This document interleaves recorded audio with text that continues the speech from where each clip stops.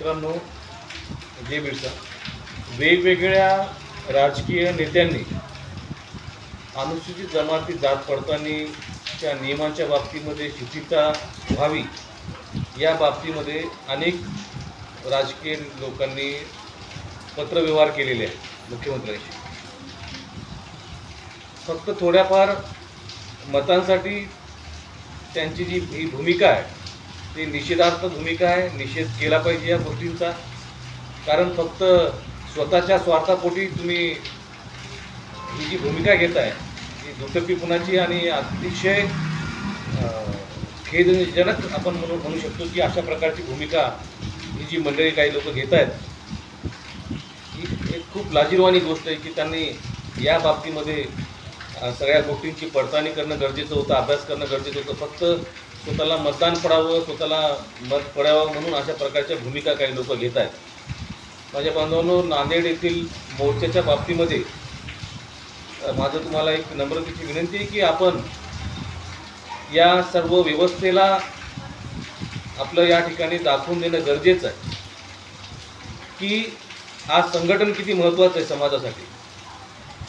ही संघटन निश्चितच येणाऱ्या पिढींना त्यांचे संविधानिक हक्क आणि अधिकार देण्यासाठी हे संघटन आहे.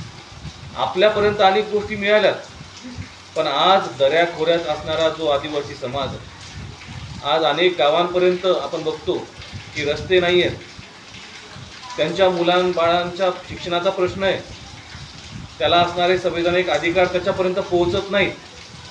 या बाबतीमध्ये हे नेते मंडळी कधी पत्र देणार नाहीत. आदिवासी समाजावर होणाऱ्या अन्यायाच्या बाबतीमध्ये हे लोक कधी बोलणार नाहीत, पण त्याच्या विरोधामध्ये जाण्याचे धाडस हे लोक करतात. या सर्वांना दाखवण्यासाठी तरी तुम्हाला या ठिकाणी या मोर्चामध्ये येणं ही काळाची गरज आहे. आज आपण ही बघण्याची भूमिका ही आपल्यासाठी घातक आहे. भारतरत्न डॉक्टर बाबासाहेब आंबेडकरांचे एक वाक्य आहे की अन्याय करणाऱ्यापेक्षा अन्याय सहन करणारा जास्त दोषी आहे. त्याच्यामुळे आपल्याला एक संघर्षाच्या पवित्र्यामध्ये राहावंच लागेल. गाव पातळीवर ज्याला जमेल तसं निधी संकलन करणे, आपल्या गावामध्ये बैठका घेऊन महिलांसहित पुरुषांनी पण मोर्चामध्ये नांदेडच्या सहभागी होणं ही काळाची गरज आहे. अनेक ठिकाणी आपण आपला पैसा वायफळ खर्च करतो.